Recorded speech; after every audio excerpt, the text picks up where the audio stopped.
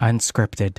PTC's Unscripted series brings playwrights, audiences, and the imagination together. What is Made in Canada? Made in Canada, an agricultural operetta, is an exploration through text and song of just who it is that works the farms and supply our markets, their journey getting here, what awaits them once they get here, and what it takes for them to stay.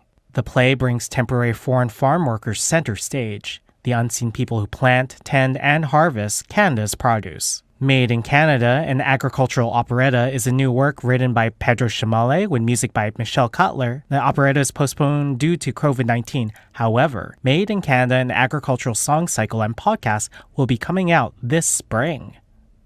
Playwrights Theatre Center. PTC is a theater company that finds, nurtures, and advances creators of vision and passion, supporting new plays from creation to performance. New and necessary stories take shape. Fresh ways of working, thinking, and creating emerge.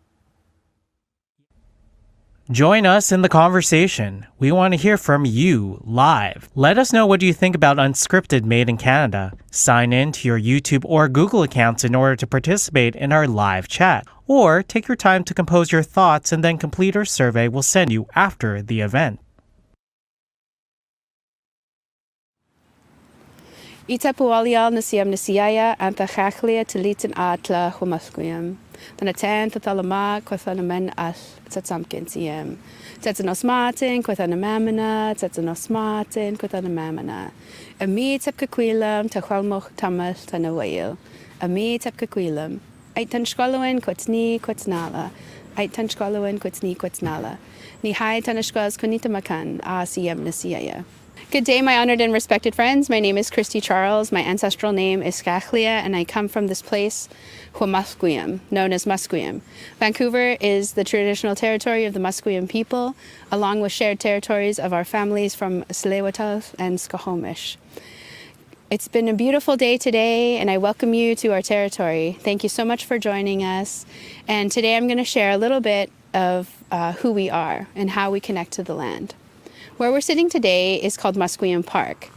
Well, technically it's not our park currently, but it is our traditional territory. It is on our traditional land, and we still use this park every single day. I come here with my children, and we still pick the plant medicines that you see behind us. This place where we gather today is where our ancestors gathered since time immemorial.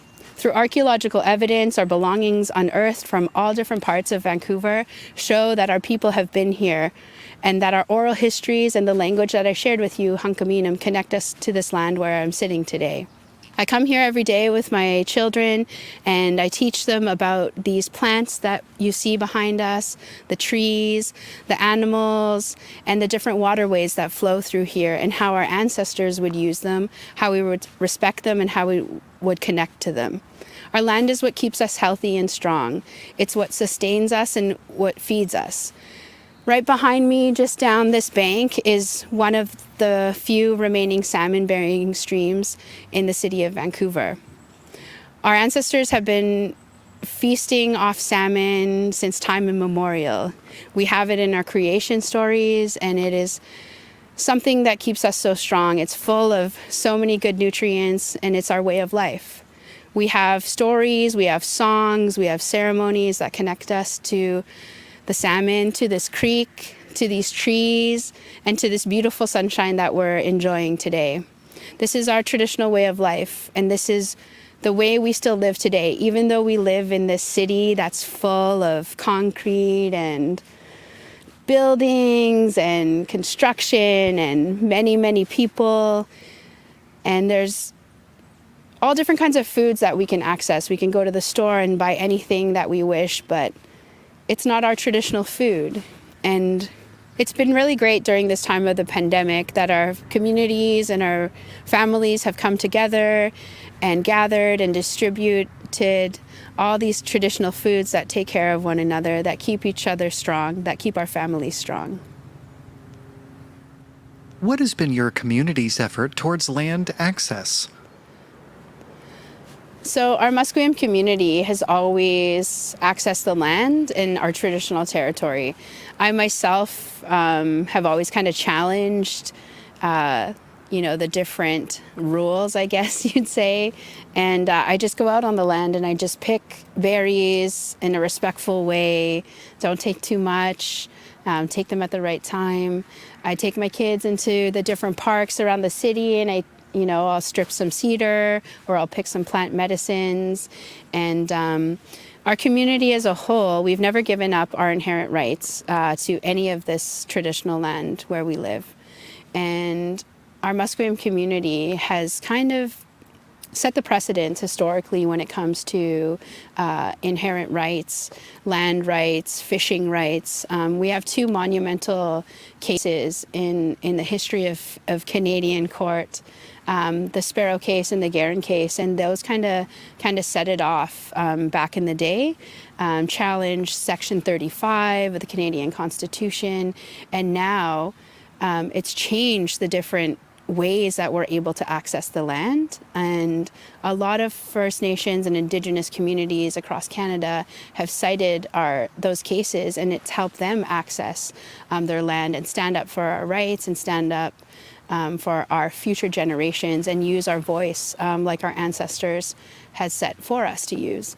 Here in Vancouver, it's pretty hard for us to access traditional fishing spots, hunting grounds, berry picking spots, medicine places, ceremonial grounds. So we really have to work with the city. I'm not an official representative of our leadership, but our leadership does a wonderful job on connecting our community, getting opinions from our community, and having that united voice when it comes to decision-making processes, and they really hear what our community needs for our future. One thing that I'm so happy for is that our community really takes care of our members, right? Takes care of our families. During the pandemic, we've been distributed different food boxes, meat packages, traditional food like salmon packages and crabs. It's been so wonderful. Yeah. How does the process of procuring traditional foods feed us holistically? I think I could only really speak from like our Indigenous perspective, like as a Humasqueam Slane, as a Musqueam woman from this land, and how we're able to access food, especially during a pandemic. It's been pretty tough. So, for example, we talk about how we're so connected to the land and how we live off the land and how it keeps us strong. And I've always understood this because it's something that we talk about, but it wasn't until a couple years ago when my father passed away. And during his ceremony, for the first 10 days, I wasn't able to eat much. People would drop off sandwiches and muffins and coffee, and I'd just take a little nibble here and there, but I wasn't hungry and I wasn't wishing for those types of food. And it wasn't until his final ceremony that we had a big feast, and the table was just full of crabs, prawns, ooligans, smoked salmon, candied salmon, barbecued salmon, all these traditional foods. And I was able to eat, and I probably ate 3 big plates of just seafood, fresh seafood that was all harvested from our community members. And that's what happens. And during a celebration of any type, our community comes together, all the families bring all their best, and they bring all their love and their kindness, and they put it into the food, and they put it into our gathering, and we sit and we feast and we eat and we share, and it brings us together and it makes us strong. And I really, really realized that at my father's ceremony. I was able to, awaken again, and I could see all the people that were there, and, I could look at my family, and, I felt so strong because I was, filling myself with these traditional foods, and that's what's so important. So during this pandemic, it's been tough to just go to the grocery store, right? We're so cautious on, wearing our protection and not, standing too close to people. But yet our community itself has been kind of secured. We have security checkpoints in our community, seeing who's going in and out of our community. Our leadership has taken action to kind of just keep everybody safe, always updating people.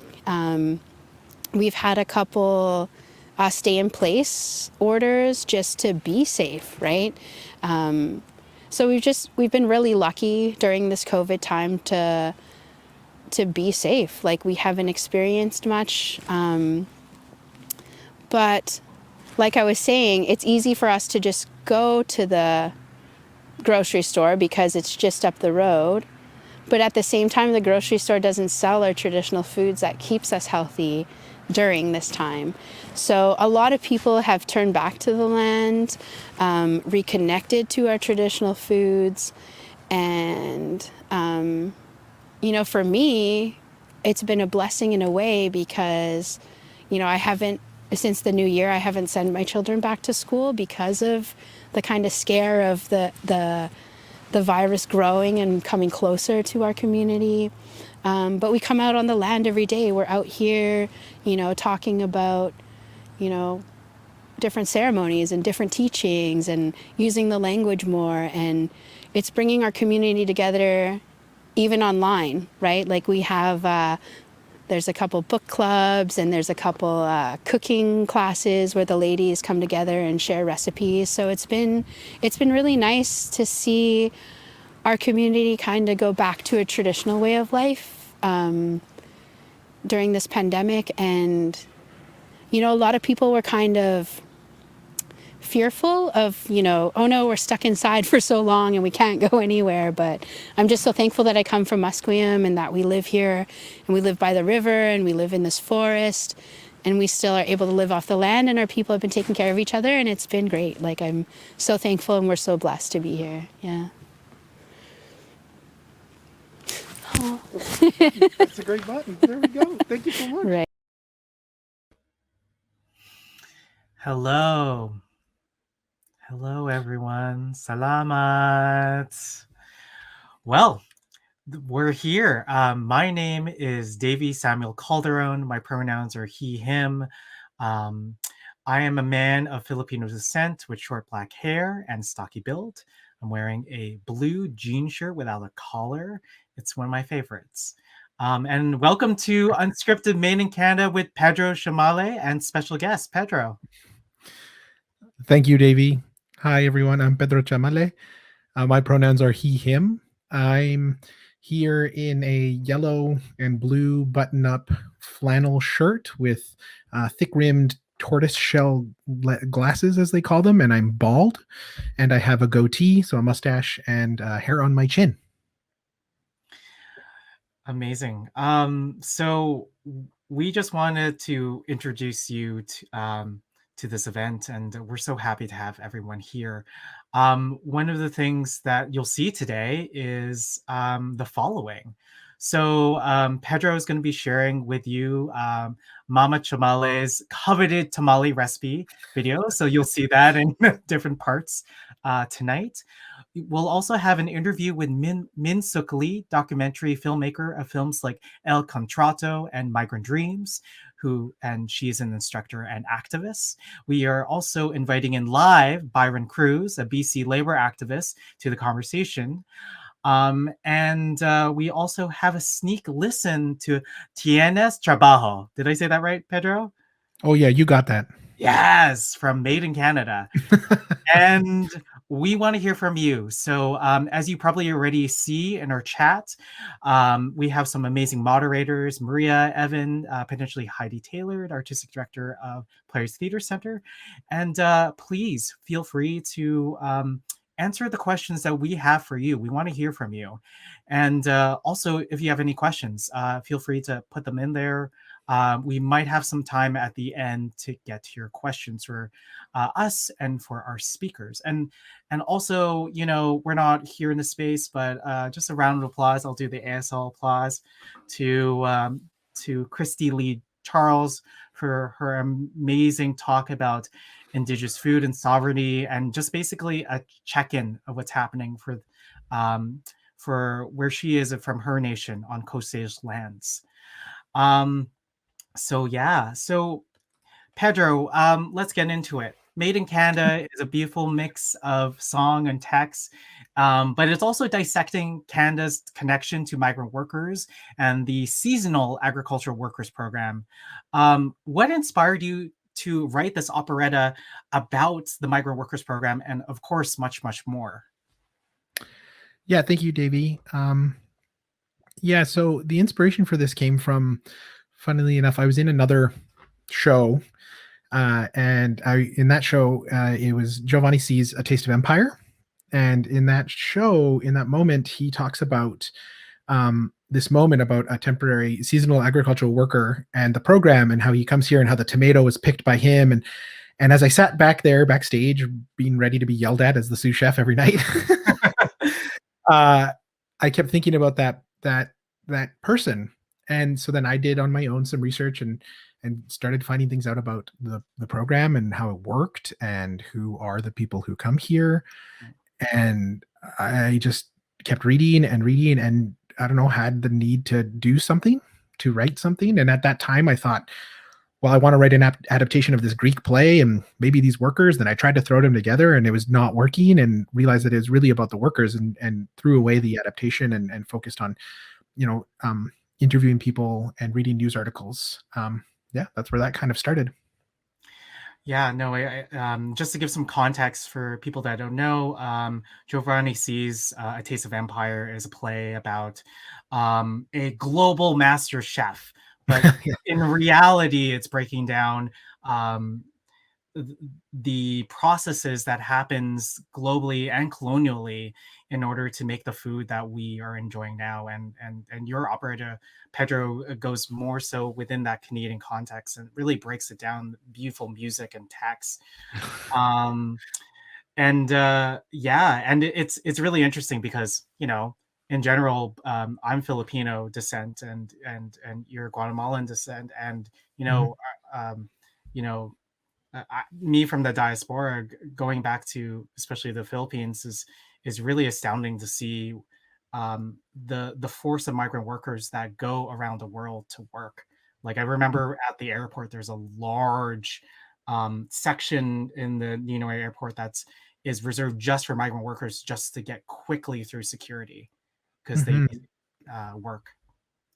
Yeah, and for me, in the research that I've done and stuff, that large migration of workers is due to our globalization of many industries, and the capitalistic nature in which we're living and driving for cheaper but for profit, right? Cheaper with more profit. And back when NAFTA first came in, the price of agriculture dropped, right? Like what farmers could get for their goods in Latin America just bottomed out. And so then we had skilled workers there, and we had Canadians who didn't want farm jobs, and so we had jobs filled, and so the system gets created, and then exploitation happens, because in a way that's how our immigration system works. Mm-hmm. Yeah, no, for sure.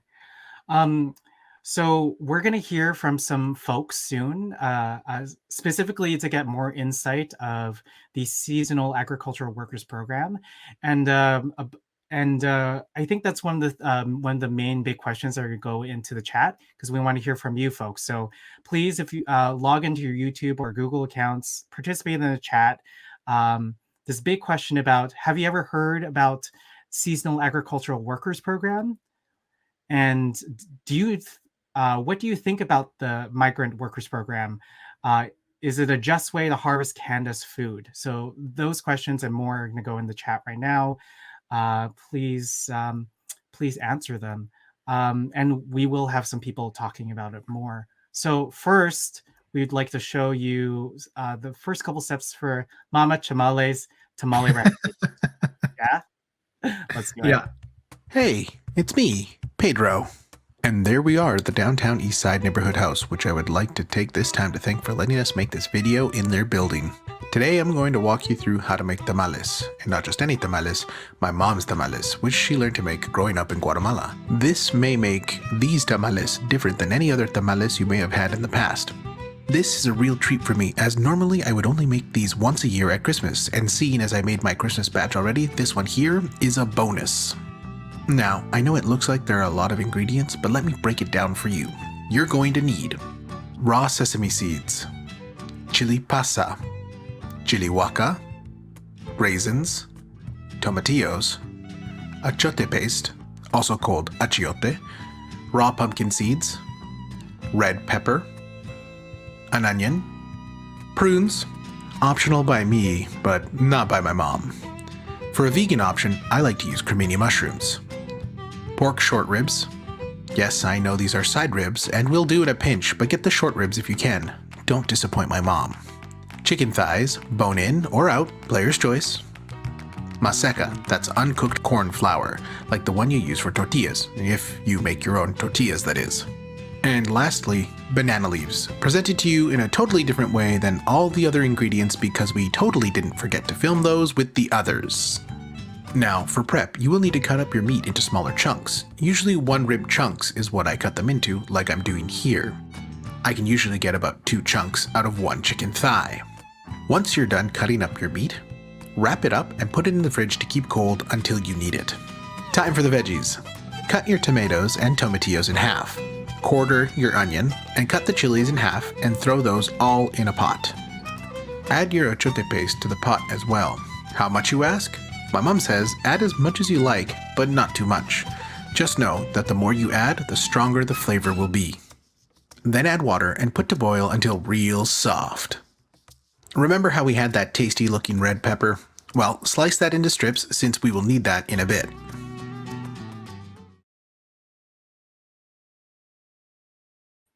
Amazing. Davey here again.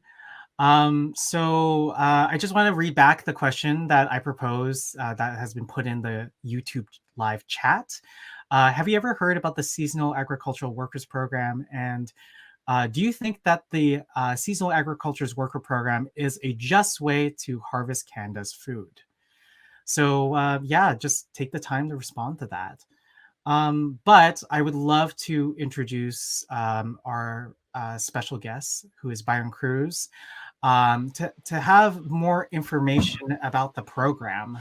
Byron, I leave it up to you to introduce yourself. Hello. Hello, everyone. Thank you for the invitation today. And my name is Byron Cruz. I am a refugee from Guatemala, and I came a long time ago. And today I am wearing a beige sweater, shirt that's black with some white strips on it. I have white hair, as the snow that we are expecting today. And I'm just happy to be with you. And my colleagues from the Health and Safety Center say hello, and the thousands of workers under the BC Federation of Labor also saying hello to everyone. Well, hello to all of them, and thank you for being here, Byron. It means so much to have you with us. At this time, everyone, I'd like to take a minute of silence for the 3 agricultural workers who died of COVID and the more than 1,500 who were infected in Ontario last year. As well, I'd also like to take this minute of silence for the 19 dead workers found in Tamaulipas this morning.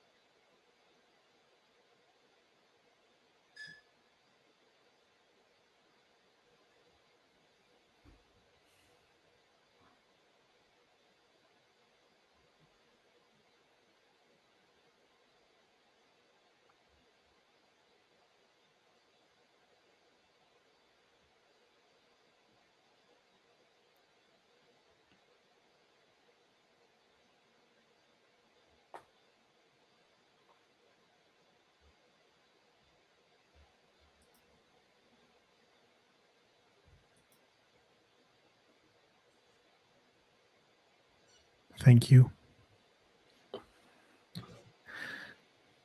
Byron, you have such a wealth of knowledge, and you're such an activist and wonderful person who's helping with the movement here in Canada. But for those of us who in the chat who have said that they haven't heard of the program before or know of kind of been around or iffy about the program, would you be able to take a moment and explain to us what the Seasonal Agricultural Worker Program is? Thank you very much for the question. Sorry, once in a while I will be coughing a little bit. I'm recovering from COVID as well. I became part of the numbers of people infected with COVID in the province, and I still have some leftovers, some dry cough of the symptoms, but I'm okay. And yes, the seasonal, there are two programs. One is the Seasonal Agricultural Workers Program. In Mexico, it's called PETAT. And also there is another program that comes under the agricultural stream. And it is a very complicated system to explain. Up to many years of working and supporting workers and working with them, I still cannot understand the program completely. The Seasonal Agricultural Workers Program is basically the thousands of workers that are coming every year from different countries, especially from Mexico, a big number of workers from Mexico and Caribbean countries. And this program, it's basically an agreement between the different governments, in this case, the government of Canada and the government of Mexico, but historically has been also in the Caribbean. In the case, Jamaica is one of the oldest countries that send migrant workers to Canada.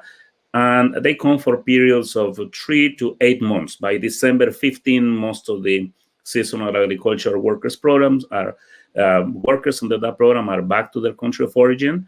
And in the case of the agricultural stream, that are many of the workers that come for a period of 2 years, they work in greenhouses, actually. And that is a different program where it is an agreement between the employer and the recruitment agencies. This is the case of the thousands of Guatemalan workers, and also some of the Mexican workers that come under that program. And also we do have workers from the Philippines, Ukraine, Vietnam, Indonesia, you name it. In British Columbia, we have approximately 10,000. There are a number of approximately 10,000 workers that come every year. And in general, in Canada, 33% of the labor force are based on migrant workers that are coming every year. And guess what? With the minimum wage that you can expect. And in British Columbia, and hopefully, I think it's by May or June this year that the minimum wage is supposed to get to $15 an hour. But that's the basic minimum wage. And so where are most of these workers going in BC? Where are they working? Okay. A huge percentage of the workers are in the Fraser Valley. We said Delta, Surrey as well, and Pitt Meadows, Coquitlam. We have in Chilliwack, Abbotsford, big number of workers in Abbotsford. And the Okanagan area as well has a lot. And in many, many remote areas in the border between British Columbia and Alberta as well. Yeah, but mainly to these two bigger places, the Fraser Valley and the Okanagan area. Mm-hmm. Mm-hmm. And how much, how often do they return? Are workers returning often, or are we simply churning through many new workers every year?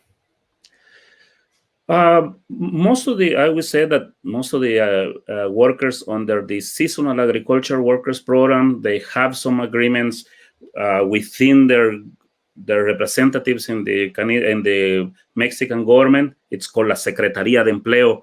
It's like the ministry in Mexico. And then most of them will probably come back for the next season, but we never know if they will come back to the same farm, the same province. Most of the time they will go to other like in Quebec, Ontario, and then we will connect each other. Mhm. And so if they're going back, who in that kind of moment of them going to other farms, is it the workers who have the ability to choose where they go, or what happens there? Or we just assign them to farms? It is a difficult situation under the seasonal agricultural workers program. Basically, that agreement between governments is difficult to read. Then, in most of the cases, are basically the farm owners who send the list of which workers they want, and then they get the workers that they want. And this is a terrible system because they are coming with something that is called the a specific permit. Means that their workers are tied to one farm only.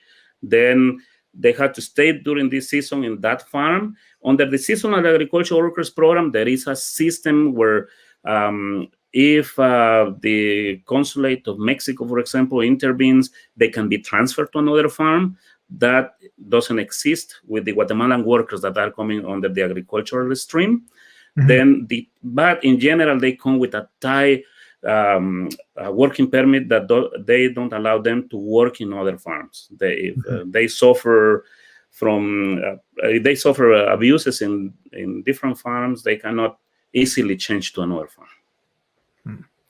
And so you've mentioned the two programs, the Seasonal Agricultural Workers Program and the Agricultural Stream. Yes. What is the percentage of workers in BC, since we're here in BC, of agricultural worker streams and seasonal agricultural workers? I don't have a correct percentage of them, but I would say that still the big percentage come from the Seasonal Agricultural Workers Program. But recently we are seeing an increase of the agricultural stream workers, and there are different reasons why, right? Because some of the farms will need workers for 2 years, then they prefer to bring workers under the agricultural stream. Some farms, from the comments that I hear, is that some of them would prefer to bring people under the agricultural stream because there is no intervention of foreign workers, and no one will realize what abuses might be happening in those farms because it's difficult to monitor, right? Yeah, exactly. Well, thank you for sharing so far, Byron. We've now come up to a new segment in our evening this night where we're going to put in some more questions into the chat for you to answer and all that. And then we're going to lead into Min Suk Lee's trailer for Migrant Dreams, which will then lead into our first part interview with Min Suk Lee herself. So those questions that chat can ask and chat together with or shoot at us as well is, what is your take on the role of the artist as an activist? Feel free to drop your answers in the chat as we watch this trailer in the first part of the interview. Thank you. You have to do it. It's either you do it or you go back to Jamaica. I have a list of 23 workers. They're really afraid. There's extortion happening. Terkotak-kotak kamar. Angsuran bayar. You've told them that you're concerned about the health and safety issue. What do? They said to you that there's no danger. It's chemical, but it's harmless. Everybody keep their mouth closed. Ngeyel tetap minta paspor aku yang asli, yang baru, yang lama. Kenapa harus paspor asli saya masuk di perusahaan? Does Canada need temporary foreign workers? I think the quality of the migrant people that are being brought over is something that is a big issue. Who are these people? Duitnya poros-poros. Eleng duitnya anaknya disimpan dhisik. Insufficient funds. The people said, okay, we want to go to the cops, we want to go to the police, we want to tell them everything, we don't care. They're all ready to resist. Mau diapain juga gak masalah kalau memang demi kenyamanan saya. But they need to know that they're not going to lose their jobs. But what about the accusations of threats? Karena seperti yang dikatakan orang-orang di sini tuh negara hukum. Kalau they are afraid, they are scared. If them fire you, you have nowhere to go.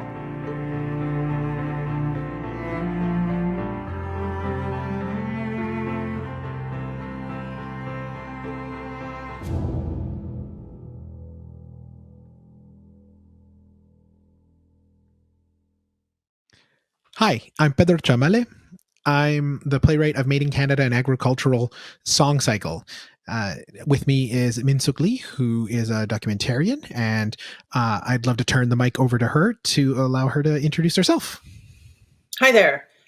My name is Min Suk Lee. I'm a cisgendered East Asian Korean woman, and I'm wearing a blue shirt. It's my favorite shirt, so I wear it all the time. You probably see this shirt if you ever see any photos of me. I'm usually just wearing this shirt, but I have more than one shirt. I have shoulder-length black hair, and I'm 53, so I'm like a middle-aged woman, but got the Asian genes, right? So often passing a bit younger than that, so that's okay. Rocking that. So thank you so much for joining us, Min. I just want to take the time to thank you for the documentaries El Contrato and Migrant Dreams, two of which, if you can access them online for folks watching, I highly suggest you watch them. They're quite informative and provoking, and I've watched them several times, not going to lie. And so I'm very excited to have you here. And I'm excited to ask you some questions. Thanks so much for inviting me. I'm really pretty, also equally excited about the context of how you are addressing migrant worker rights and making connections between migrant justice and colonization and racism. You're completing a sentence, which in many ways, has been stuttered and has been half-started over the past decades. And I'm really thrilled to be here. So thank you. Thanks. So with that, and knowing these contexts and that we're going to be talking about migrant workers and the work you've done, can you give us a bit about the background and how you got to the point of making your films? Like, what was it that spurred you into the subject of migrant workers? Well, I've always been a labor activist, an anti-racist activist, and a social justice activist since I was young. Likely that's informed by my lived experience of racism, with classism, with sexism, patriarchy, homophobia, etc. So all of those kinds of lived experiences very early on really guided or directed choices I made as an artist and as an organizer. And I kind of stumbled into the arts from political activism, looking at the arts as a tool for social change. So had been working in media for a few years in radio, and I decided that documentary would be a really impactful way to make social change. I wanted to make a documentary about a social justice issue that I felt would make a difference. I actually didn't know anything about migrant workers when I was thinking about making a documentary. All I knew at first was that I wanted to make docs about social justice issues. But I ran into my friend Chris Ramsaroop, who is one of the co-founders of Justice for Migrant Workers. I ran into him in Toronto one summer when he was organizing a solidarity bus for migrant workers from Mexico who were on strike. They had organized a wildcat strike in Leamington, Ontario. And this is back in, I think, 2000. And I ran into Chris one summer, and he said, Min, you got to come down to Leamington. Migrant workers are on strike. And my first response was, I didn't know there were migrant workers in Canada. I had always thought that migrant workers were an American thing, right? And so I took this bus ride with Chris. The UFCW had been organizing it with CLC. And there were other journalists in town who went on, but there was only like a handful of us, 6 of us. And it's 4 hours from Toronto to Leamington. When we arrived in Leamington, I was just thunderstruck. I had never been, I'm a very urban, racialized immigrant, right? So Toronto was just like all I ever knew. No cottage country, no like camping. That was not my thing. And it was one of my first experiences in a small rural, Ontario farming town. And I was thunderstruck because we arrived on a Sunday afternoon, and our bus parked in the center of the church in Leamington, in which Spanish language services had just finished. And the migrant workers were leaving and exiting from the church and kind of hanging out in the church parking lot and kind of on their own turning it into a piazza, right? Which is, and it was Sunday afternoon, the time that they have the half day off. And it's like, I didn't realize that there were so many migrant workers in Ontario. When we arrived, there must have been, at least 100, 150, all men, Mexican migrant men who were milling about in the church parking lot. There was also like vans selling goods, food, clothing, things like that, sort of a gray market, an economy there. And as soon as we got off, our bus had about 4 activists, but also some journalists who spoke Spanish and English. I think I was the only one who wasn't Spanish speaking.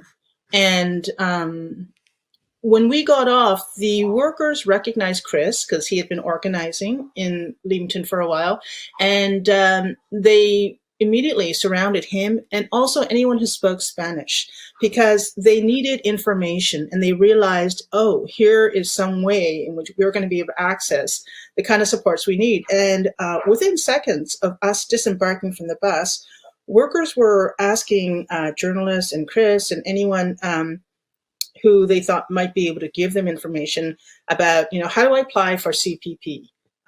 What do I do? My boss is charging me like extra money for rent. I don't think that's right. Or I worked overtime and I didn't get paid, and I heard I can access overtime. Is that right? Workers were also rolling up their sleeves and showing Chris and us pesticide burns on their forearms. There was just this whole range of concerns and issues that workers had. And I was floored. And I don't think I'll ever forget that, because it was very clear to me that there's this very large population of migrant workers who were legally brought into Canada to work in farms, but given no information, no routes to access their basic labor rights, clearly alienated from systems in which they could advocate for their rights. And they were encountering such a range of issues, from like basic, how do you apply for your income tax returns, to I'm being ripped off by my boss and what do I do, to like health and safety issues on the farms. And I'll never forget that moment, feeling as though, what country did I just land in? Right? And I think sometimes Canadians have trouble looking in the mirror. It's so much easier to talk about problems, in some other region, in some other territory that's assigned to some other, bad, player. And it's so much harder to see what's happening in our own backyards and to realize that migrant workers are in Canada, have been in Canada for since 1966, and are doing the work Canadians don't want to do and are patently exploited. The one part I didn't realize until I spent more time talking to workers through Chris and through the other organizers, and there was a researcher, Tanya Basak from the University of Windsor, who was writing a book at the time, was that the workers themselves were not just like vulnerable because they were afraid or couldn't speak up for themselves or didn't have capacity, because these are workers who organized a wildcat strike. They shut down their farm. Wow. They said that was it. This is like, we're not doing this. They shut down their farm. They sat at the church, and then they walked through the central streets of Leamington and demanded that the Mexican embassy or pay attention to their concerns. So they're activists. But what I realized, and I wasn't there for the wildcat strike, we were there a few weeks after. But what I realized is it's not that these workers aren't able to act, organize for themselves. They're fantastic organizers. It's that structurally they are in a program in Canada which indentures them, which manufactures vulnerability, because when they're in the program in Canada, they're tied to one employer. And their status in Canada is tied to that one employer. Good relations with your employer ensures that your contract is renewed. And so this is a form of modern indentureship. If you're going to speak out and talk about pesticide exposure or unsafe living conditions, you jeopardize your job. And that's what astounded me about the feature of this program.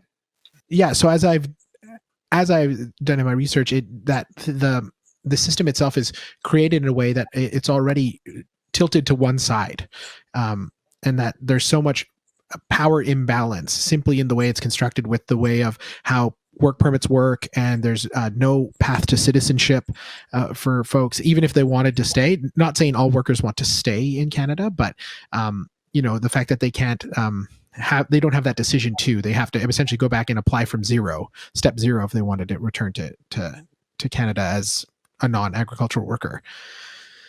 So what? You've got me really intrigued. What happened with that initial strike that took you out there with that wildcat strike? Thanks for asking, Pedro. Mm-hmm. The strike organizers were all sent back to Mexico and kicked out of the program. They were repatriated. So that is the number one weapon that all employers use. Mm-hmm. They don't hesitate to use it to send workers back, to kick them out of the program. Once you are clearly someone who's going to speak out, who's going to resist, who's going to organize, you're gone. So there's a high turnover. And only the workers who are willing to put up, with the constraints on their, human rights, on their labor rights, those are the ones that have a safe berth in the program. You're right. It's the extreme power imbalance, which is a recipe for exploitation, so that when exploitation happens, it's not just one bad apple, because sometimes you'll hear that argument or that justification. It's actually endemic in the system, and it's defining feature.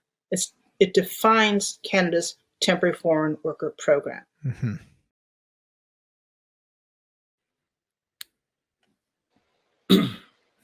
All right. So we're back. That was such an interesting time. There's more to come, so please stay tuned for the next part of that interview with Min. Byron, that we have you here. You work locally here in BC, and Min, of course, those documentaries take place in Ontario. I'd like to ask you, do you have any responses to kind of what Min was talking about from the perspective of BC migrant workers in relation to what Min said? Yes, thank you for the question. Definitely, everything that she mentioned, that Min was mentioning, it resonates with exactly what is happening in British Columbia. There's not much difference on what is happening. These programs are federal programs, and for many years, each government it's saying, no, this is your program. This is they throw the ball in each other, and at the end we have a lot of problems. It resonates a lot what Min was saying, because one of the events that I remember when we started supporting the migrant workers in Delta, for example, in British Columbia, there was a worker who was collecting tomatoes, and then the tomato suddenly he couldn't get all the tomatoes from his hands. Some of the tomatoes went to the floor, and then the supervisor came and beat him up. And then there were 40 workers, Guatemalan workers, Mexican workers.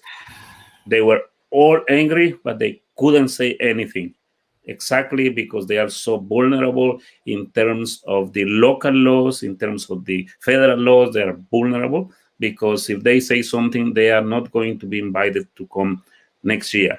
Then the worker, I was talking to the worker and explaining to him his rights, right? Workers have rights in British Columbia. They have rights to refuse unsafe work. They have rights to participate in the health and safety committees.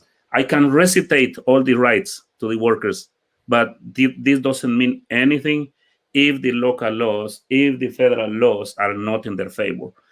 And also, this program is definitely a recipe for failure to the workers. It's a recipe that has been negotiated between governments that do not represent the interest of the workers. It's negotiated by also employers that definitely do not represent the workers. Then when was mentioned also in this documentary was mentioned about workers not coming back the next season. A few years ago, there were 43 or 42 workers intoxicated in one of the farms in British Columbia because they were exposed to carbon dioxide.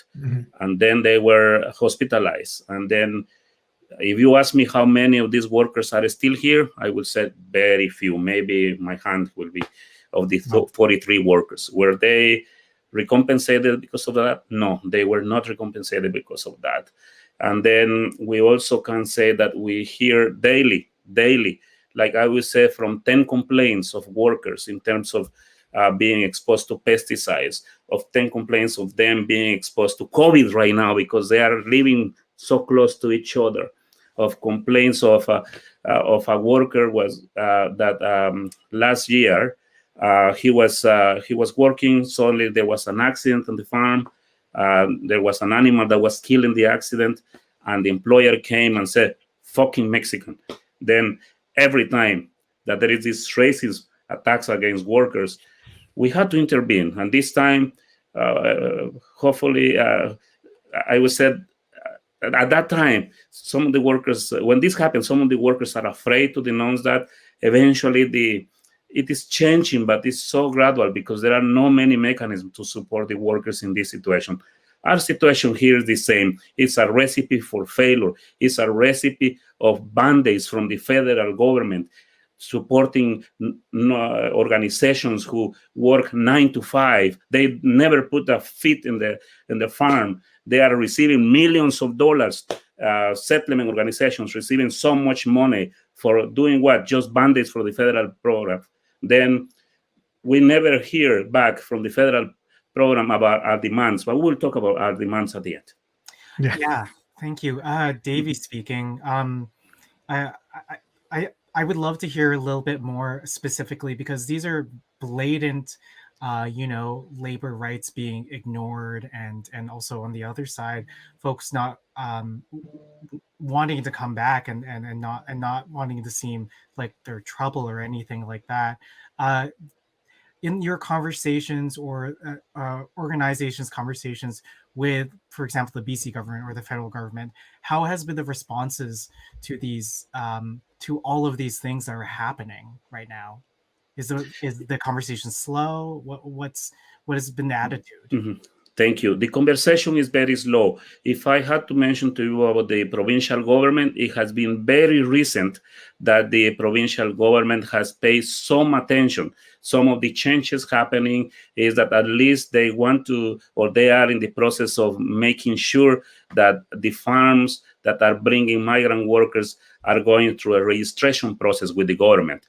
No one knew where the workers were until recently, that there were some changes to at least having an idea where the workers are, and also some changes in terms of being sure that local recruiters are also registered, that they have a license to bring migrant workers. The problem with these regulations or with these entities is that they don't affect the recruiters in Guatemala. We have recruiters, 7, 8 agencies in Guatemala, bringing workers, charging a lot of money, illegal fees to workers, and no one will, there is no legislation to punish that practice that is happening right now. And also, if you talk to me about employment standards, it's going to be, right now, it's very slow process. When the workers want to complain to employment standards, it will take 3 to 6 months to get an answer from employment standards. Then we need changes at the employment standards. When we have workers right now, in terms of the federal government, it has been, the federal government invested millions of dollars in something called the BC Migrant Support Network, gave a lot of money. Where is that money going for? Then more than money for for services. We need money. We don't need money. We need changes in the program, right? We will be talking later on about these demands, but the conversation with the federal government, it's going very slow. Fortunately, right now there are groups in all Canada, in Ontario. Chris, that was mentioned in the video, he's from.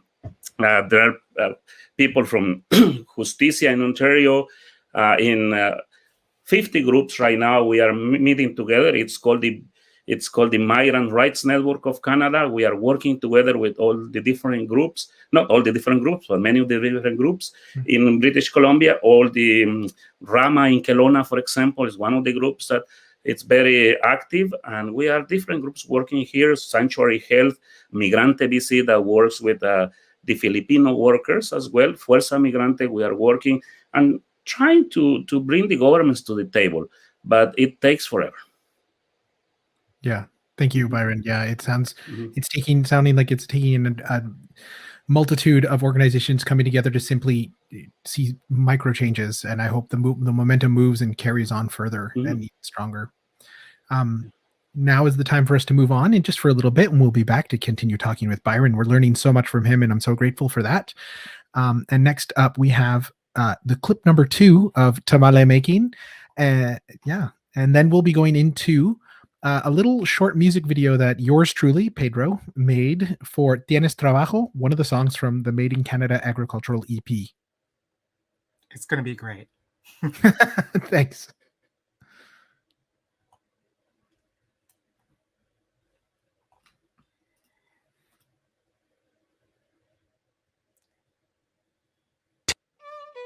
Now to make the masa.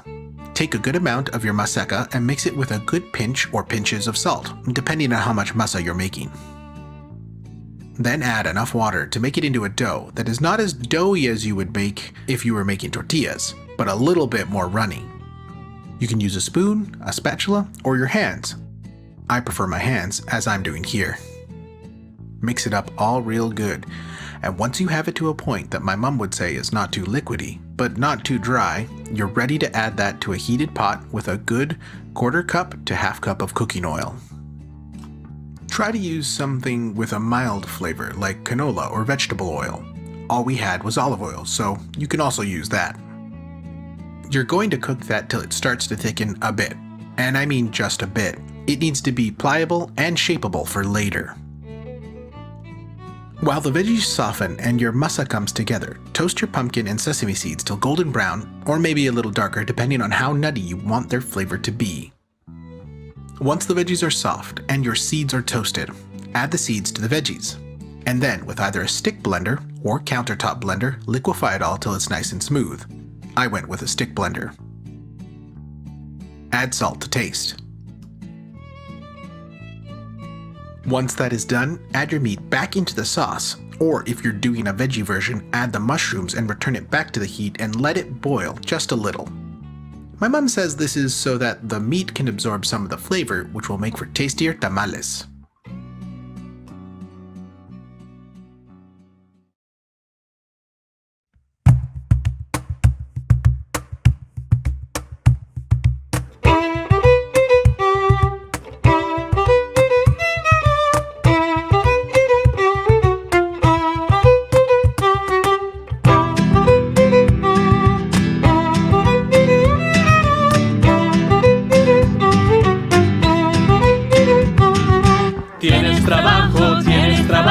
We can work out in your fields. We have the permits, we got the skills. Let us tend your fields to pay our bills. No one wants to work then, or so we're told. It's hard work that makes you old. Your kids flee to the city, they leave you behind. It's hard work, so let us work.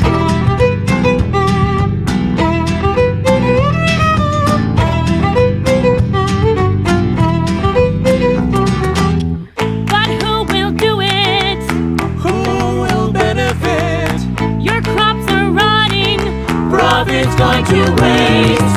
Tienes trabajo, we can work out in your fields. We have the permits, we got the skills. bills. We can cut and pick, our hands are quick, we can lift a ton. Long hours, hot days, we don't mind the sun. We don't wanna stay here, this valley's too damn gray. We just want to work, so let us work.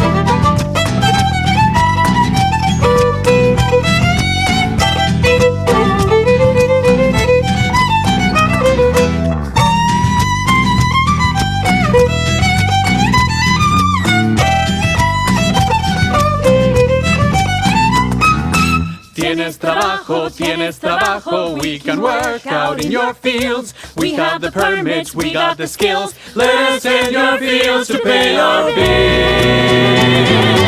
Tienes trabajo, we can work out in your fields. We have the permits, we got the skills. Let us tend your fields to pay our bills.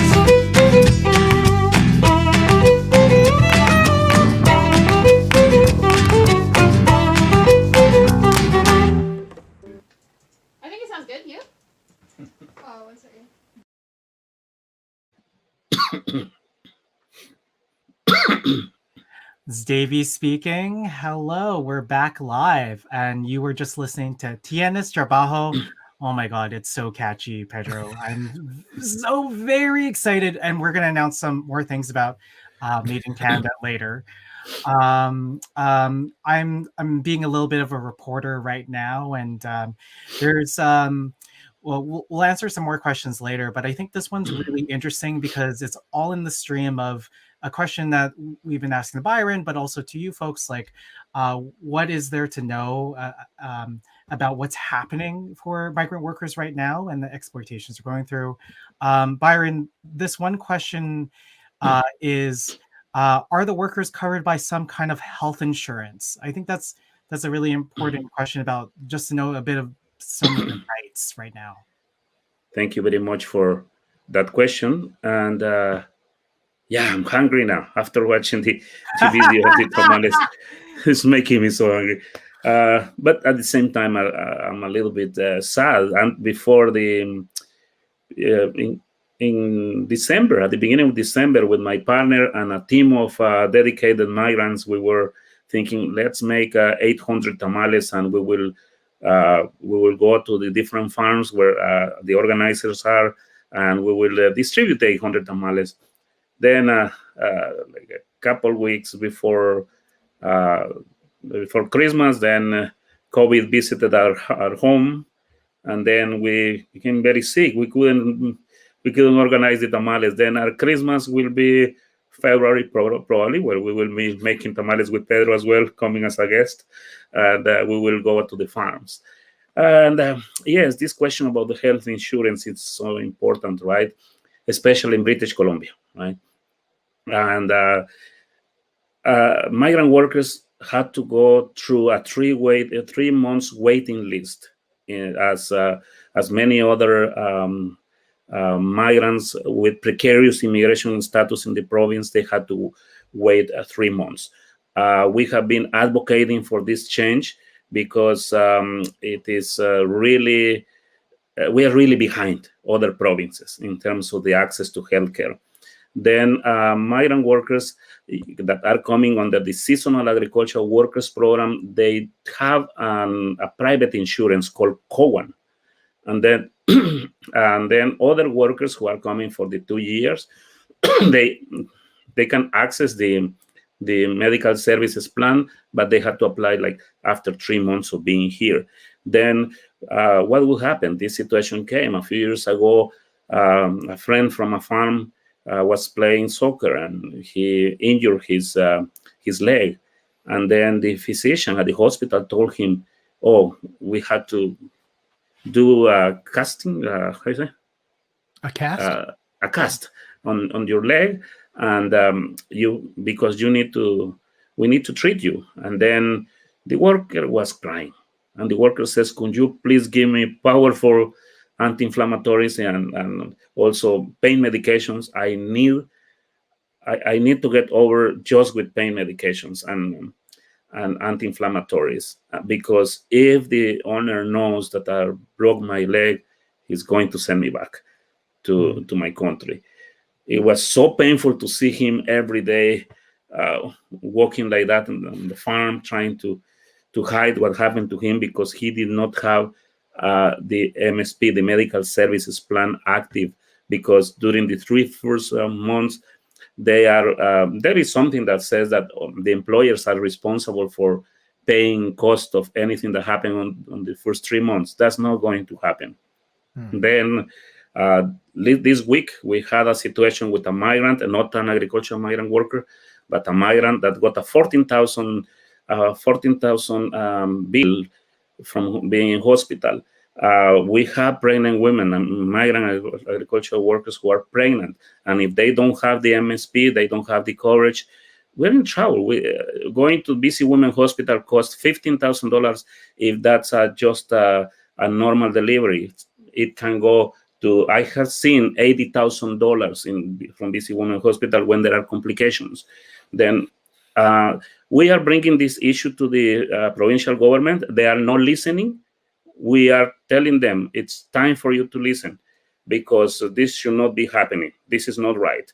Last year, we had also agricultural migrant workers becoming sick with COVID, and also having this pressure from the provincial health authorities, and also having the pressure from their consulate, and also from a pressure from everyone, and that because the private insurance also only covers up to certain percent, and he was told that he has to go back because it is important to because the coverage is not enough. Then, fortunately, before COVID, Sanctuary Health was organizing pressure in the government of BC, and they came with something important. And it's important to know that anyone who doesn't have coverage in BC, and if they become sick and they had to be hospitalized with COVID-related illnesses, they might receive a huge bill, and they might. Remember, there was the first Filipino worker died in Richmond, I think, because not having access to the MSP, right? Then if they get a bill, talk to us. If it's related with COVID-related illnesses, where they're hospitalized, and we will bring the issue to the provincial government, and we can find solutions for that. But in general, that is a big problem. Mm-hmm. Thank you. Pedro speaking again. Byron, you brought it up. You brought COVID-19. The moment we're sitting in, the reason why you, Davey, and I are not sitting around a table having this discussion with the chat and the public. What happened when the pandemic hit? Did it get worse for the workers? And how did our restrictions affect them? Thank you. And last year in Ontario, there were 1,500 workers, 1,500 workers who became infected infected and affected with COVID, and also 3 migrant workers died as a result of COVID, and one more worker died also in Ontario as a result of the mental health situation, the pressure on the farms, right? Then in British Columbia, the situation was not as bad as in Ontario. And what was the difference in terms of this? The difference was that in Ontario, the quarantine was left on the hand of the employers. We could see in the documentary, we knew that the situation of the housing was not proper, was precarious in Ontario, it's precarious everywhere in the country. And when the workers arrived there, and they were all the regulations that the federal government established were not respected. They were sent like 8-10 people in small bedrooms, and then they became infected. And then there were not health and safety regulations in place. Oh, the regulations were in place, but they were not. The employers were not respecting that. And then we had a different situation in British Columbia. It doesn't mean that we don't have the precarious housing. We do. The first farm where workers got COVID was in the Kelowna area, actually. And then also there were some interesting measures in British Columbia. A big thing for the provincial government, they decided to come and implement the quarantine in the hotels in Richmond for the workers. Then the thousands of workers that arrived to British Columbia, they had access to go to the hotels in Richmond, and also food, right? And then this was an interesting measure taken by the provincial government, and hopefully that will persist, that support. But as I'm saying, the problem right now is when the workers will be transferred to the farms where there are active cases of COVID in British Columbia right now. Since December, around 4 or 5 in the Fraser Valley. We don't hear that in the news, but 4 or 5 farms in the Fraser Valley, many workers became infected. Who pays them for those 15 days? That's a big issue. The employers don't want to pay for that. Some of them will pay, but many of them don't want to pay for that. And it's in the hands of the provincial government to approve pay for sick leave, pay because of COVID. Then they should pay for it. It's important that they have to establish a regulation for that. It is important that the Ministry of Agriculture leaves their current status.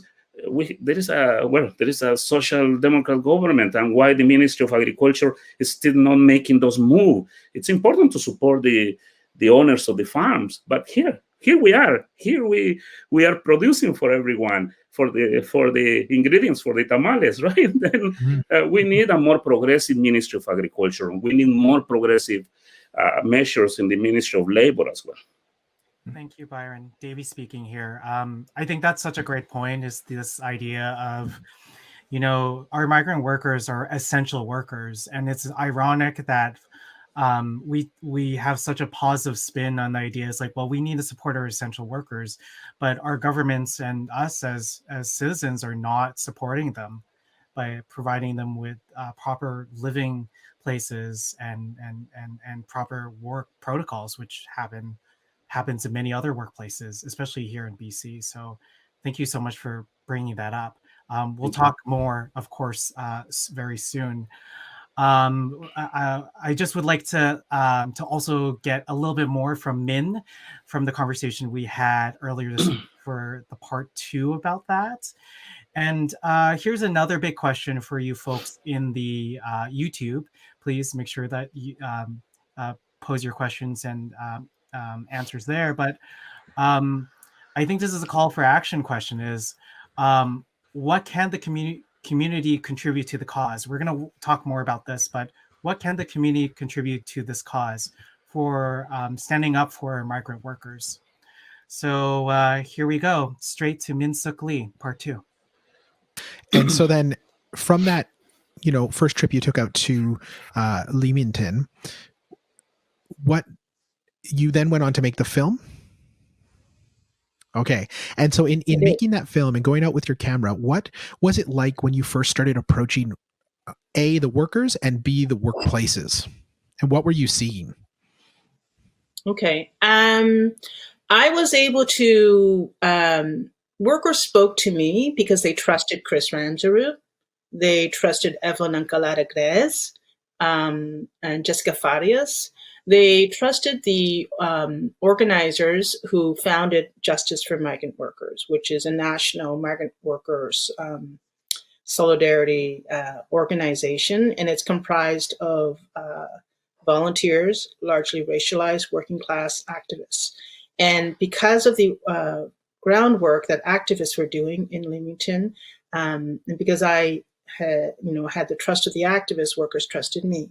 As well, Tanya Basic, who is a professor at the University of Windsor, who wrote a book, Tomatoes and Tortillas. At the time, she was writing that book, and she introduced me to workers. And that's how I was able to meet workers, because if I had just come in out of nowhere, I was like, hey, how's it going? Let's talk about your lives. That's certainly not an entryway that would have been very successful for the kind of project I wanted to do, because I wanted to spend, a serious amount of time with workers to understand what their lives were like, what their experiences were like in Canadian farms. Around approaching Canadian farmers and the employers, I just went to the phone book, and there was like a phone book of all the greenhouse growers and a Greenhouse Growers Association. They're very, organized. They represent the institutional power structure, the political and the economic power structure in the town and in the region, and very much aligned with, the city councillors and the MPPs and the establishment of the town. So it wasn't hard to identify, who I might talk to and ask if I could, film on their farms. Almost all the workers, all the employers, greenhouse growers said no, but there were a few that allowed me to film on their farms and gave me permission. And I think what's interesting, I've often wondered about the permission I was able to secure. I think one grower gave me, for all the growers, I was very open. I said, I'm interested in the program. I think it's changing immigration, how immigration functions in Canada. I think it's playing a role in, the demographics, and it's like a different way in which immigration is being managed, so that, oftentimes what growers would tell me is that, well, my family, suffered. We came with nothing, and we struggled, and we went through the immigration, pathways, and we earned what we have. That was often a story that farmers would tell me. And then it was clear that I could say to them, yeah, but you had access to status, citizenship, which privileges protections and rights. And that's where I think they just couldn't see the difference in their experience and how migrant workers are essentially given, a sentence, a permanent sentence of being non-status. And there were other myths that growers and people in town would use. They would say, yeah, the workers come here, they work really hard, and they get paid very little, but when they go back to Mexico, they live like kings. I would hear that all the time. And I was like, that's interesting. And then I would talk to workers, and they would say, what I make, I can barely get by on. And I have nothing extra. And what I make ensures that my kids can go to school, right? Or that we can build a house. People aren't buying luxuries or frivolous things with their salaries. So there were these kinds of, myths that were being spread by growers to, I think, justify the program. And then there were other myths that were used that had been used for centuries. And it's kind of more like long-standing racial narratives, like a very clear racist narrative about, who was deserving, who was lazy, who was trustworthy. And the migrant worker program in Canada, in 1966, the seasonal agricultural worker program that just focused on farms, Canada had agreements with countries from the Caribbean and countries from Mexico with the farms, right, and agriculture. And I could see how employers would, pit workers against each other and use racism and racialism to divide workers from Jamaica and workers from Mexico, or workers from Guatemala and workers from Mexico. And they would privilege workers differently and use that as a way to divide workers, and then to I guess you could say ensure that workers were blaming each other. It's a tool to have workers blame each other instead of the employer, right? So they pit workers against each other, create these competitions, ensure that, in a greenhouse, Guatemalans were in one range and Mexicans were in another range, whereas Jamaicans were often hired in outdoor orchards because they were seen as being, more able to work outside. So the racism is it's implicit and it's explicit and it's threaded right throughout the program from, the kinds of job categories workers were assigned, and it's very gendered because women who are in the program were, designated a very specific type of work and afforded even less freedoms than men actually. So your question was, what was it like to approach growers? I think growers enjoyed this kind of bubble of power. And culturally, everyone around them affirmed to them that what they're doing was making sure that their workers would go back and live like kings. They would often talk about how, they would have a year-end hot dog party for the workers. And so, their benevolence was in full evidence.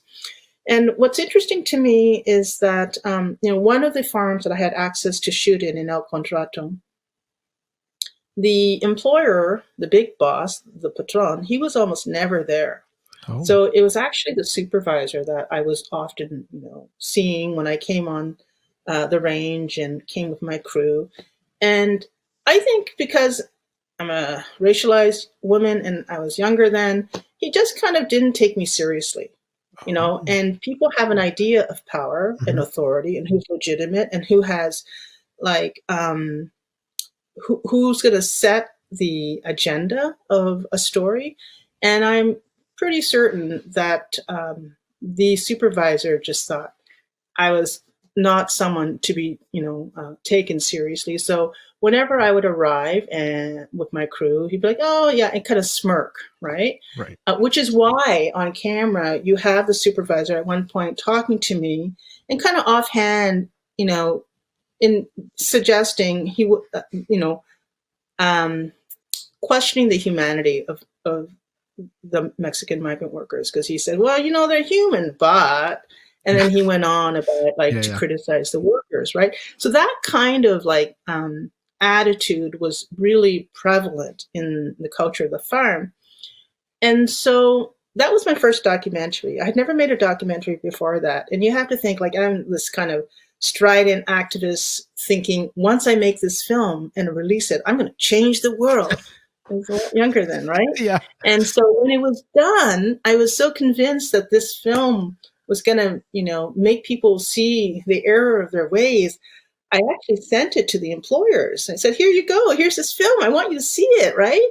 And they went out and decided to sue me. No way. So they threatened me with libel and issued libel notices to me, the National Film Board, and also to anyone who would screen El Contrato.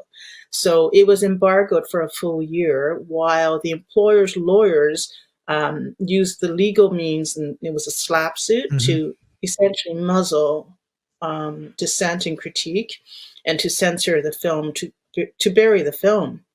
And I remember that for the entire year the film was, embargoed, I ended up working in a bar, doing another job, thinking, did I ever even make that film? Because I could never see it. No one had seen it. And feeling very badly, like I had done something wrong, and thinking that I had no plan B. You do something and you're like, I'm just going to, this is it. You throw yourself into it. Some smart people might think, well, what's plan B? How, you're making this doc now, but how are you going to, what are you going to do when it's over? So I had none.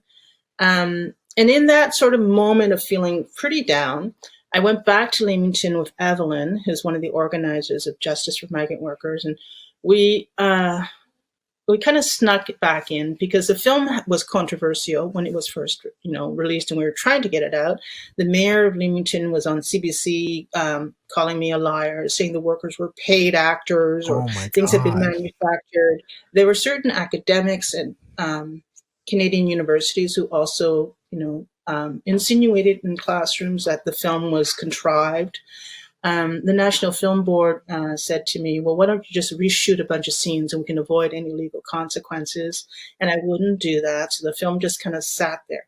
So that was kind of like not a great time. And I went back to Leamington with Evelyn, and we were in the church again, in that church basement, and there were workers in the basement meeting with Justice for Migrant Worker activists, and they were organizing, talking about worker rights. And one of the workers recognized me, and I had thought to go incognito, kind of wear a hat and be sort of on the side. And it was weird to go back because I had spent almost a year and a half there. I had lived there for a whole summer, always with a camera attached to me. So now I'm like incognito. No one's seen the film. And one of the workers saw me, came up to me and he said, "You made El Contrato. I want to thank you." And I was like, "Oh, that's great. How do you even know? How would you know?" And then he pulled out a DVD and he said, "I have a copy. It's pirated." Amazing. That's wonderful. So I found out that some people had gotten pirated copies of the film, and they were copying it and selling it in the tiendas, little side stores in Leamington, where the migrant workers were getting their food and stuff like that out of those, trucks that I talked about that are in the gray economy. And workers were passing it and sharing it with each other, in bunkers. And it just taught me a really important lesson about making art for social change, is that you have to think about your audience. And you have to think about, what are people going to do with it? And so the employers wanted to suppress it and shut the film down. So they used all the institutional legal powers that they had at their disposal, their fancy lawyers, whatever. And so they were able to do it from the top. But resistance and organizing comes from the bottom, from the grassroots. And it's really fertile. And you're not going to be able to stop that once people start organizing. And that's what I started realizing, that people will resist. And that phrase, they thought, they tried to bury us, but they didn't know we were seeds. Right. Yeah. Right.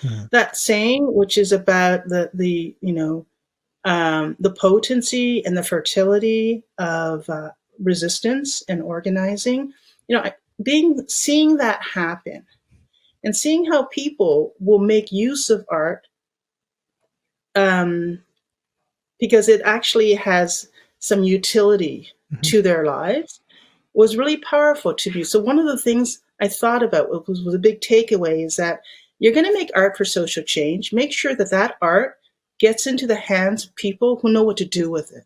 Right. So let's say it had the screening, because I was dreaming of festival screenings and premieres, because at that time, that's what I thought change happened through that kind of circuit. So you get a bunch of festival premieres and red carpet screenings.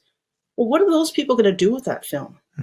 They're going to go home and talk about it maybe the next day with their friends. They're going to feel a little bit more informed, more educated, maybe guilty. Maybe they're going to do a little bit of different kind of shopping, different consumer choices. But really, what kind of material, transformational, structural change will come out of like dozens of documentary festival premieres compared to people who know what to do with that film?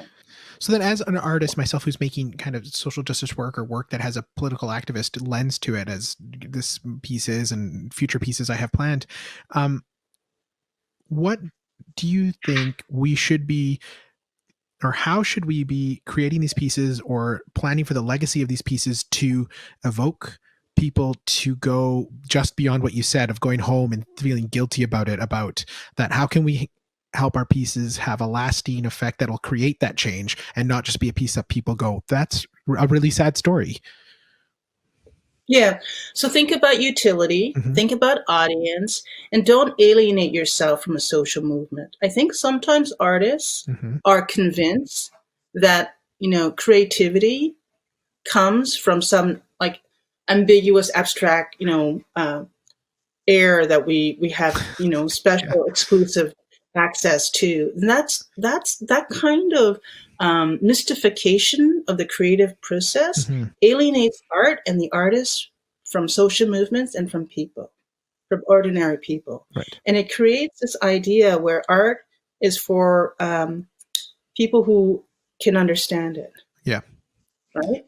People who appreciate. Yeah. For the like, discerning. This idea Sure. Or like appraisal, who can appraise art on certain merits, and they set those merits, and they decide, oh yeah, the Pollock paintings, the light, the splatter, the color, and they treat it like it's a commodity to be gated away from ordinary people in a museum or in a gallery with a price tag, right?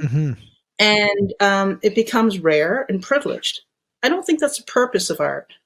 Art is life. And when you separate artists and art from people, then you kill it, right? So I wouldn't shy away from politics, because anyone who tells you to take the politics out of your art is actually telling you, they're misleading you, because everyone has politics in their art.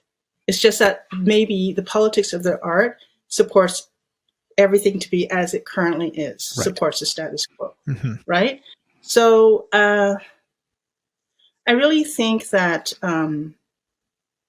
globally, art is a very powerful tool for shaping and changing the world. But it's particularly in Western North American cultures that this idea of the individual artist, alone and isolated and alienated, presides and is dominant. And in some ways, I think it's the neutering of the most powerful tool we have for social change, because nothing else, unites people, inspires people, forges people's determination, and also sees things as they are. How many times have I shown El Contrato to classrooms and students have said, I grew up in, small towns like that. My uncle had a farm like that. I saw that all the time. Right. They saw it, but they didn't see it. Right? Yeah. No, I thank you so much for that. Many things I struggle with as an artist, and who am I making it for, and the communities I'm reaching into, especially about and going beyond just creating pieces that live statically without change or anything. So I want to thank you so much for those words on what our art can do and what artists should be doing. And thank you for the time for talking with us. Okay. Thanks for having me. Yeah, of course. Yeah. And we're back live. Hello, this is Davey speaking. Thank you again. That was the last part of our interview with Min Suk Lee. And it has really brought in this really great question about not only art, but community, right? Like, what can we do to support these things that are important to our life? I love one of the things that Min says is art is life. When you separate art from people, you kill it. And I think we are very social people, and we need to care about each other. We need to collaborate with each other, because if we don't do that, that's when exploitation happens, and that's when power dynamics are very unfortunately skewed. And it's so great to see everyone in the chat responding to her questions, asking questions themselves. It's also a very bilingual place, so thank you for contributing to that. And I think this is all leading up to one last big question Pedro has, but a lot of your questions are coming in on what do we need to support these folks, right, Pedro? Yes, thank you, Davey. Pedro speaking here. Firstly, thank you, Byron, so much for all the information and for sparking all of the dialogue that's happening in the chat. I'm watching it it's just going.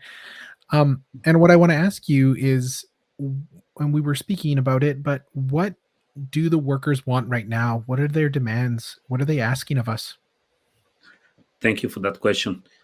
Just reflecting also on the last part of the video, it comes to my mind when the migrant workers from Ladner, Guatemalan workers, were telling to me their situation. And also I was hearing from Canadians that live in Delta and saying, oh, every Sunday we see those short guys on their bikes. And then I said, wow. And then the migrant workers, when they came for the first years, when they came to Ladner, they were on their bikes, and they were going to Superstore. Sorry, they were going to Save-On Foods they were going to buy at the local stores in Ladner. And at the beginning, the reaction was very, very racist. They said, "Oh, let the security guy to follow them because it's something weird about them." Then it took years when they were just following the migrant workers when they were shopping in Ladner. Situation changed, and then they realized that it's a big economical also going on for Ladner. And then now you go to the stores in Ladner Center, and some employers, some employees speak Spanish there because they are now serving to this community, right? Then it's interesting. Then and then as interesting is these short guys on their bikes. These short guys are powerful Mayan members of my community. And these bikes are bikes that are provided by BC Libre. That is one of the organizations at UBC that cooperates with us. And we always said bikes are a tool of liberation for migrant workers because they come outside the farm, they look for help, they look to mobilize, they look to resist, they look to in order to talk to us about their demands, right? And after talking to migrant workers, we said, okay, let's work together with not just migrant workers, let's work together with the also other groups that are representing the Filipino workers that are healthcare workers, and they came a long time ago, and they already went through this system. They know the system well, and we are learning from them, right? Then they said, at the beginning, these organizations were same as us. We were saying, oh, let's demand a path for permanent residence.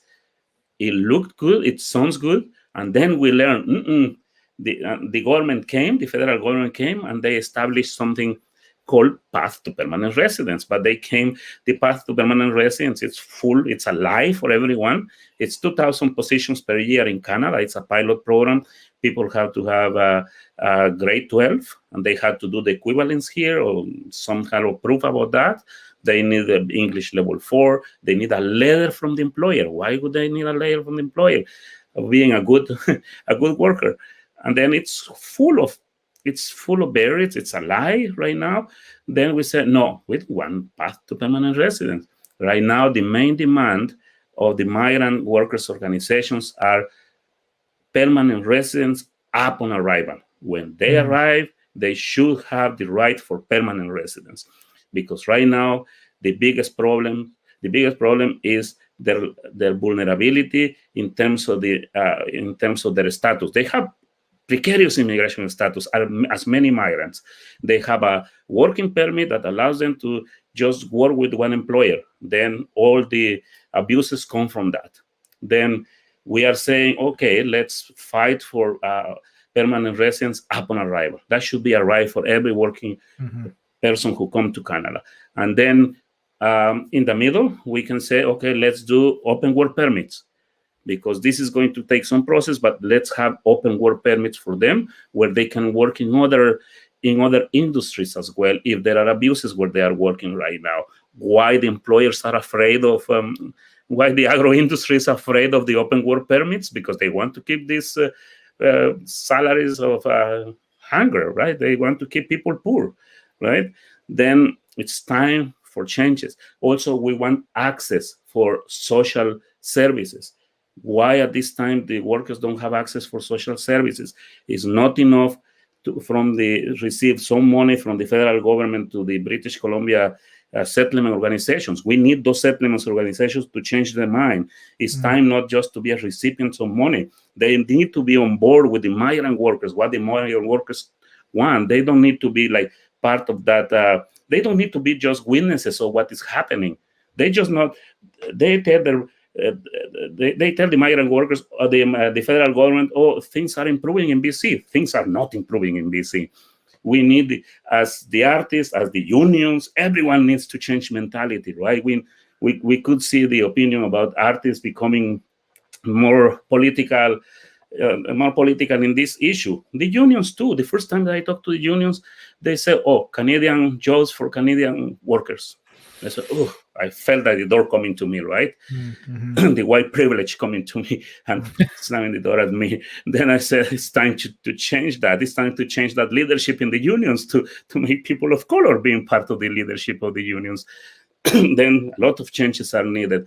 Also in Ontario, this is the time in Ontario, being part of a union, it's by the Constitution, is penalized. You cannot be part of a union in Ontario if you are a migrant worker. It's illegal to be part of a union in Ontario if you are a migrant worker. Wow. Then also access to healthcare, right? That's the other issue that needs to be changed. Thank you. Davey here speaking. Thank you, Byron. I think that's just so important to hear, and that basically folks deserve just human rights. Yes. The needs and the essential things in order to live, in order to provide for their families. And it's up to us. Exactly. And remember that every time that we go to Costco and we see those tomatoes, those bell peppers that are coming from places where the human rights are not respected, where these peppers are coming from a greenhouse in Delta that has GPS in the arms of people to control where they are in the line, let's remind ourselves something needs to be changed. Mm-hmm. That's a great way to end. Davey speaking. Yeah. Thank you, Byron. Is there any organizations you want to talk about? I know we were all asking in the chat who you work for, and I think there's a film as well that you would like people to see. Yes, sorry, I didn't have all the information about the film right now, but it's called Migranta. It's coming. The film has been produced in Mexico by people who work at the University of Mexico. I will send to you the link soon, and for people to get, or they can send messages to me as well. My WhatsApp is 604-315-7725. 604-315-7725. Feel free to contact me. I will send to you the link for Migranta, and with M of. We know that there are migrantas coming to Canada as well. Very small number in British Columbia, but in Ontario it's huge. Then we know about their sufferings. Then in British Columbia, you can contact and you can see how you can support different organizations. If you live in the Okanagan, you can contact RAMA. It's a great organization helping people in the Kelowna area or Okanagan area. If you are in Vancouver, you can get in touch with also Fuerza Migrante. That's one of the grassroots organizations. You can get in touch with also Migrante BC, the Filipino workers, or if you want to support the domestic caregiver workers, healthcare workers, the committee for them is also very active, and Sanctuary Health as well. And if you like to support in terms of money, you can visit the Watari Facebook. Watari has great outreach workers going to the farm every evening, every weekend, supporting migrant workers. Davey speaking. Thank you so much, Byron. It's been a pleasure to have you and to have your knowledge. Thank you. Hasta la victoria siempre. Salamat. Okay. Thank you, Byron. Now let's see the final steps of Mama Chamale's tamale recipe. I just like saying that. And we'll see you soon. Mm-hmm.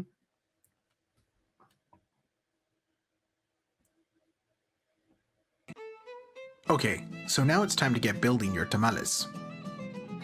The way this is done is you take a tinfoil square, place a banana leaf on top of the square, a dollop of your masa, make a volcano or well with your sauce spoon, then add your protein of choice. On top of that, add 1 strip of red pepper and either some raisins or a prune. Then, using your dough spoon or sauce spoon or meat spoon, I have a hard time keeping track, gently try to raise up the walls of your masa well. Okay, here comes the delicate part. With the tinfoil, make a pouch. To do that, Start by folding lengthwise first and rolling the tinfoil down till it just touches the top of the tamale and press down at the edges. Then, starting at one end, roll up the foil till you have a nice pouch. If you get a tear, don't panic, just finish making the pouch. After that, wrap it with another square of tinfoil and make another pouch. Now, repeat all that till, well, you're out of dough or meat, whichever happens first.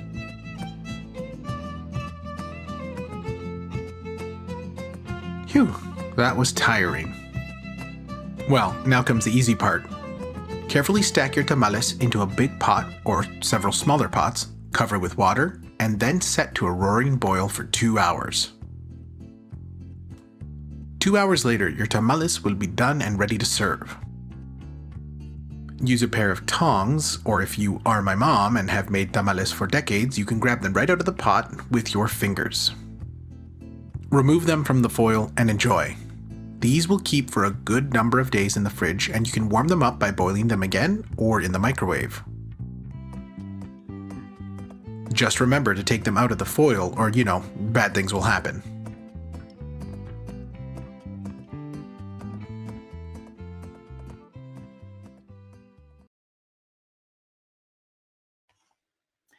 Okay, Davey speaking. We're back live again. That